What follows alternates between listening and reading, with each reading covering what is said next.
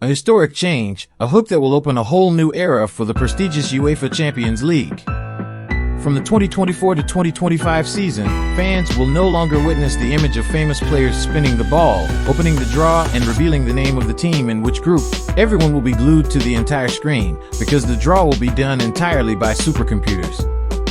UEFA promises that new technology will help everything be more transparent and save time. To ensure the process is fair, UEFA also cooperates with the world's leading auditing firm Ernst Young to conduct supervision. Immediately after receiving this information, the reaction of fans seems to be going against those promises. The story of controversial Champions League draws has happened many times in the past when done by real people. With the upcoming introduction of supercomputers, people wonder if technology is just a facade and behind the curtain there will be hands that are easier to manipulate. There are too many questions and doubts right now to get the clearest view. Let's learn the details of the new format of the UEFA Champions League 2024 to 2025. That is, from 32 teams participating in the Champions League, next season it will be increased to 36 teams.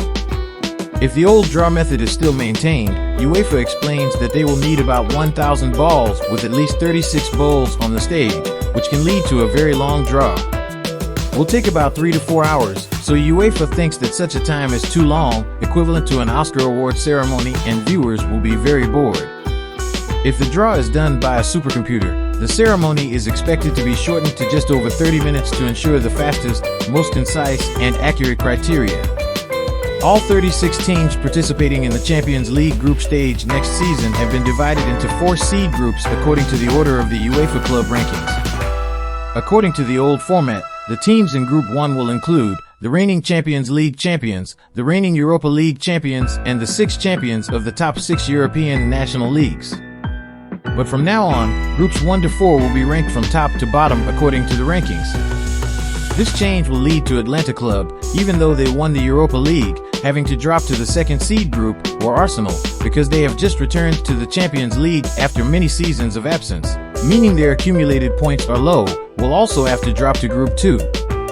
During the group stage draw ceremony, it is important to know that the computer will not do 100% of the work. UEFA's homepage has explained clearly as follows, that is, the drawing process will start with Group 1. The first team will be randomly selected by the organizers, and then the supercomputer will work to choose the opponent for that team. This process will continue similarly with the opponent circle decreasing until Group 4. Teams from the same federation will not meet in the group stage. The installed software will also decide which matches will be played at home, which matches will be played away. In total, a team, when participating in the group stage of the Champions League next season, will have to play 8 matches. The drawing is to choose 2 opponents from each group for that team in all 4 groups.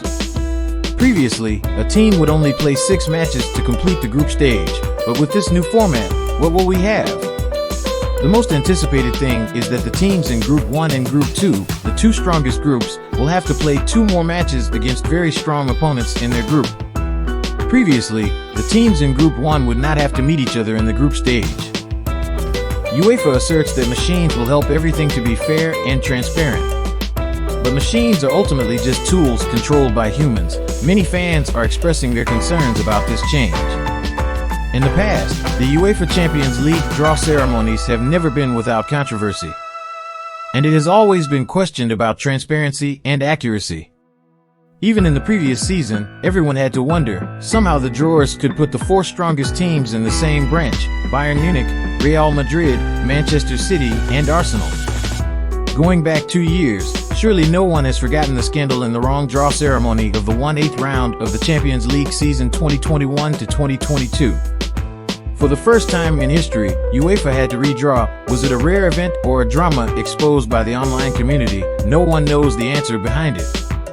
At that time, UEFA made 3 basic mistakes at the same time.